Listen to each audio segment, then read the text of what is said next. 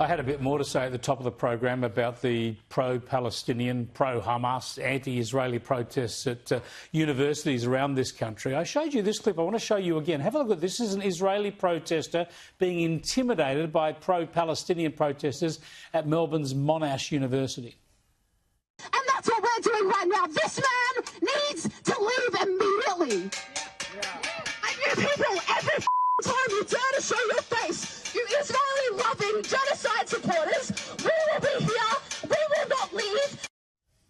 A brave person there enduring the oral assault with security presumably there just to make sure it didn't become physical. Let's go to Shadow Education Minister Sarah Henderson joining us live from Victoria. Good to speak to you, Sarah. You saw that vision. You're very disturbed by it. Share those concerns with us. Chris, good afternoon. Yes, I posted it on my social media last night saying this was really disturbing. I am pleased to say, though, I spoke with the Vice-Chancellor of Monash this morning, Sharon Pickering. Very thankfully, the university is taking this incident very seriously. So police were called in and they broke up that group. There's no doubt this young Jewish student was being vilified, harassed, intimidated. There was even, you might have noticed, Chris, a speaker was held up to his ear. Now, he did have earplugs in, but that's verging on assault. So I am very pleased to hear and have been advised by the Vice-Chancellor that the police are investigating and that also students are under investigation for misconduct. So in relation to this incident, the university has acted very quickly. Now, the other protests are going on around the country. Sydney has been the leading university, and I showed at the top of the program as well how UK commentator Sami Hamdi gave a pep talk to the students at Sydney yesterday. Here's a flashback to October last year and what he said in the immediate aftermath to the October the 7th atrocities. Celebrate the victory. Allah has shown the world that no normalisation can erase the Palestinian cause.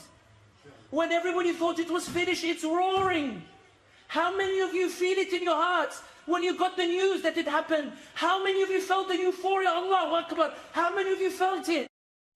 Now, of course, we support free speech, but this sort of hate preaching at Sydney universities, at Australian universities, especially when so many reasonable people have been stormed off university campuses, I just think we're getting no leadership from the university authorities.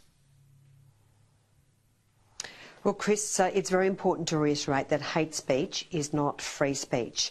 And when speech crosses the line and becomes intimidatory or threatening or harassing, and of course there are very strong guidelines by universities and policies which ban that sort of behaviour, then you're right. We are seeing a shocking failure of leadership by this government and by some university vice-chancellors. I have to say things are particularly grim at the University of Sydney. They actually have the ability to ban people from their campus, Chris. People come onto this campus by way of a licence. It's part of the university's guidelines and policies, and yet this university has not banned the likes of this joker, along with others like Randa Abdel Fattah, who came on to the campus, of course, and was encouraging children to chant Intifada. So, as I say, a shocking lack of courage, a shocking lack of leadership when it comes to standing up to anti-Semitism, but it starts at the top. The Prime Minister and the weak and pathetic Education Minister Jason Clare must stand up to anti-Semitism. It's no good just saying we won't tolerate it. We need to see action. And as you know, Chris, I've been absolutely agitating, as of course has Peter Dutton and everyone on the coalition side, against this shocking spate of anti-Semitism across our country. It's so bad on university campuses. I'm really pleased to see that some universities are stepping up. And I do have a bit of breaking news for you, Chris. Monash University has just advised me, actually, that they are taking action against social media signs that say Zionists are not welcome at Monash University. So the university is aware of this social media, slogans. Yep. They've sought advice on the content and the wording, and their best judgment is that the statement likely constitutes harassment and/or vilification. So they are seeking to remove those sort of slogans as well. That is a good move. The way that Zionism is being demonised when Israel was established by what a Zionist United Nations General Assembly back in the 1940s is extraordinary.